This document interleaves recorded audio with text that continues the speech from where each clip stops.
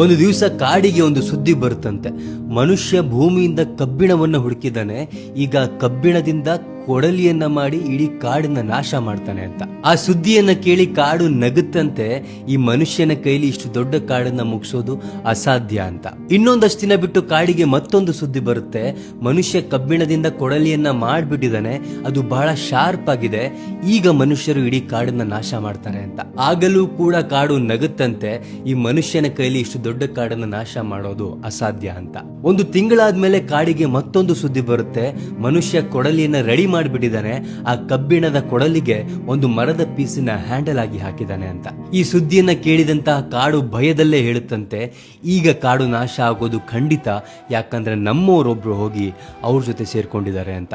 ಜೀವನದಲ್ಲೂ ಕೂಡ ನಮ್ಗೆ 90% ಆಫ್ ದ ಟೈಮ್ ಮೋಸ ಆಗೋದು ಹೊರಗಿನ ವ್ಯಕ್ತಿಗಳಿಂದಲ್ಲ, ನಮ್ಮ ಜೊತೆನೆ ಇರುವಂತವರಿಂದ. ಎದುರುಗಡೆಯಿಂದ ಬಂದು ವಿರೋಧ ಮಾಡೋರ್ನ ನಾವು ಹೇಗಾದ್ರೂ ಫೇಸ್ ಮಾಡಬಹುದು, ಆದ್ರೆ ನಮ್ಮ ಜೊತೆಗೆ ಇದ್ದು ನಮ್ಮ ಬೆನ್ನಿಗೆ ಚೂರಿ ಹಾಕೋರ್ನ ಫೇಸ್ ಮಾಡೋದು ಕಷ್ಟ. ಸೊ ಜೀವನದಲ್ಲಿ ಯಾವಾಗ ನಿಮ್ಮವರು ನಿಮ್ಮ ವಿರೋಧಿಗಳ ಜೊತೆ ಕಾಣಿಸ್ಕೊಂತಾರಲ್ಲ, ಆವಾಗ ಸ್ವಲ್ಪ ಹುಷಾರಾಗಿರಿ. ಅಂಡ್ ಈ ಕತೆ ನಿಮ್ಗೆ ಇಷ್ಟ ಆಗಿದ್ರೆ ಎಲ್ಲರಿಗೂ ಕೂಡ ಶೇರ್ ಮಾಡಿ.